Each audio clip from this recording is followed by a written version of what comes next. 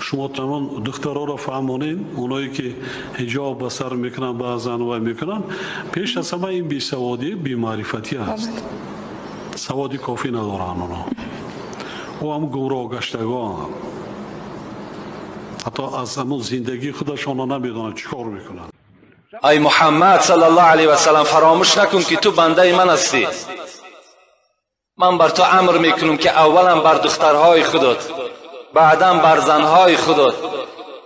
وقتی که دخترها و زنهای خودت که رعایه کردن، بعدا بر زنهای امتت خبر بده. چی خبر بده؟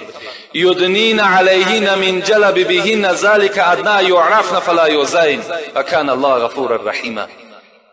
بر زنهای امتت خبر بده که بالای سرشان رویمال پرتایند و رویمال ها را چنان بندند که پیشهای بر و پسهای گردن اونها نتابد، بندهای دست اونها، بندهای پای اونها نتابد، تا که اونها در نزد من نجات میابند، تا که اونها شناخته شوند که اینها زنهای مسلمان هستند، تا که به اینها مردهای بی توفیق سخن بیهوده گفته نتانند.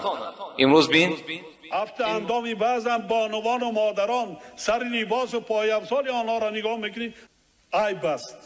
به شأن و شرف ملت تاجیک این طرز لباس پوشی، بیگانه پرستی، این قدر تاریخ و مدنیت و فرهنگ ملت تاجیک را زیر پا کردن عیب است، شرم است.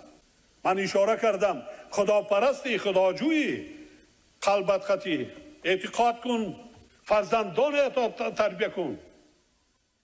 امروز شما را ملامت میکنم برای سطرتان، لیکن شما ملامت نشین. شما در نزد خدا مکافات میگیرین. شما هم جواب قبیح نسبت اونها جواب بگین.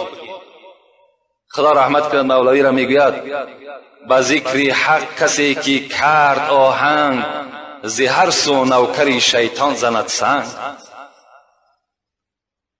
به ذکر حق کسی که کرد آهنگ، ز هر سو نوکری شیطان زند سنگ.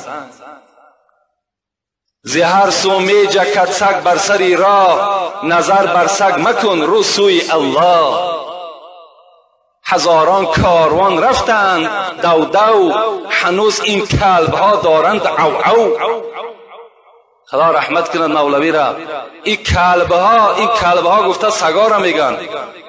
همون زنهایی که شما را ملامت میکنن، همون مردهایی که شما را ملامت میکنن، به خدا قسم از سگ دم پستر هستند.